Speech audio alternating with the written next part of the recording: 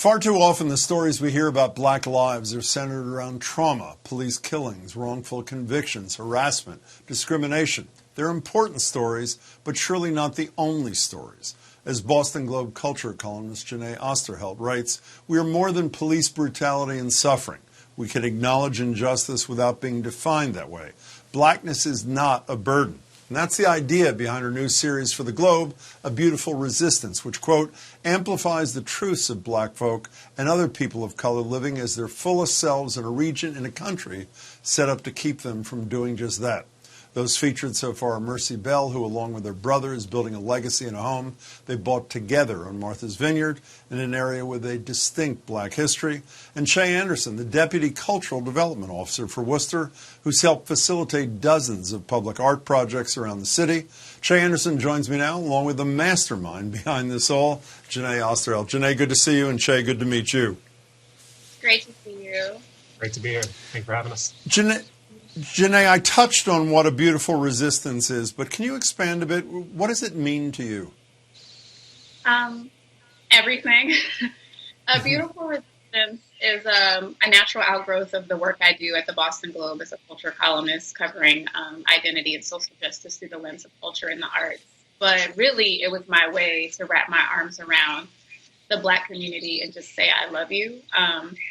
With the pandemic, we can't hug each other. And with this next chapter of the revolution, you know, it's taking a country seeing a man be lynched for 8 minutes is to see us as human is very heartbreaking. And we're in an important time where change is coming, but I just felt very depleted and I needed to be able. It's not like I've never told stories like this before, and it's not like Black journalists haven't done this for decades, but to be able to have a special space for it that is completely focused on Black lives in their joy and love versus through the lens of brutality and injustice, and for people to understand joy as an act of resistance too is very important to me. Who are you writing for? I'm writing for Black people and brown people and people of color, but really, I'm also writing for everyone. I really hate when it's kind of what happens with movies in Hollywood. Rich white executives will say, oh, white people won't go watch this movie about Black people. And it's like, of course they will. Like, of course we'll go see stuff about each other. Like, it is as beneficial to you as it is to me to be fortified by these stories. You know, I shared this on the radio, but I'm going to share it again. You know, Audre Lorde said the sharing of joy, whether physical, emotional, psychic, or intellectual, forms a bridge between the sharers, which can be the basis for understanding much of what is not shared between them and lessens the threat of their differences. So this is for everybody, because the more you see Black people as full, rich, multidimensional humans, the less it takes for them to become hashtags for you to recognize their humanity. Mm-hmm. Che, so you were the second installment of Jeneé's wonderful series. Specifically, what do you do in Worcester? So I am the city's Deputy Cultural Development Officer, and I mainly focus on public art initiatives. So finding ways to make arts accessible, connecting community, municipality, and culture sort of across mediums. You know, to many people, a spray can is a crime in waiting, and to other people, it's art in waiting. How do you, to use your word connect, how do you make the connection between those two sets of people in your city? I think that one of the most important things is realizing that, sort of no pun intended, but it's not as black and white as that. I think that you have to be willing to look beyond the act at times and sort of see where this is coming from, to see if it is a cry of revolution or resistance, to see if it is an opportunity to do some sort of storytelling element. Just seeing somebody with a tool shouldn't be the way that you dictate what that tool will be used for. You know, Jeneé, I know there are 5 more installments to come. The first one we talked about on the radio, Inkwell. Could you briefly tell people who don't know what Inkwell is on Martha's Vineyard?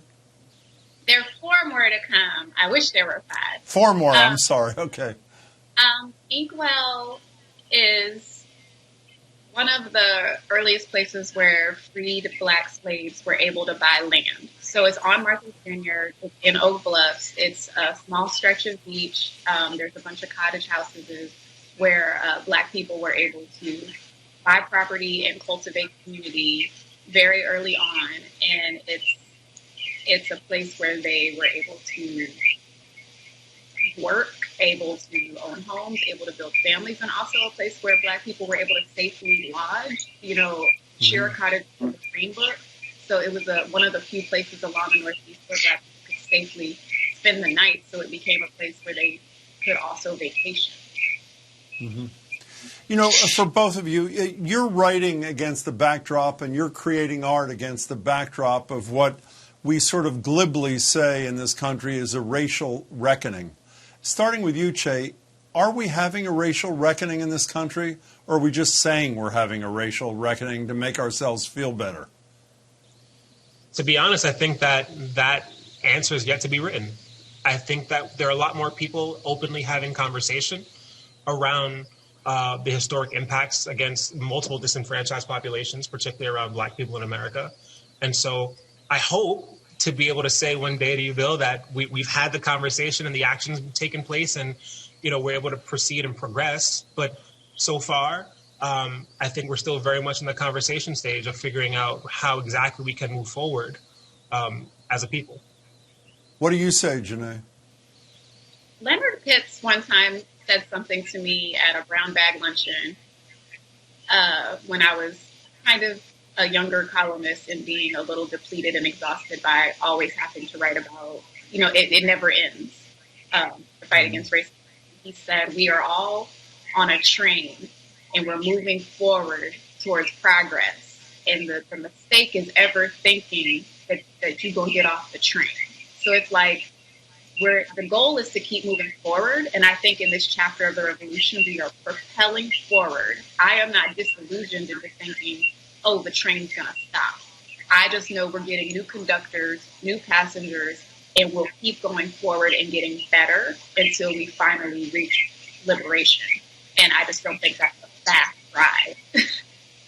Well, I should say as a consumer, I think part of the ride is A Beautiful Resistance. It is a really powerful series, and I'm very excited about the 4 installments to come. Jeneé Osterheldt, good to see you. And Che Anderson, good luck with your work. Good to meet you. Thanks.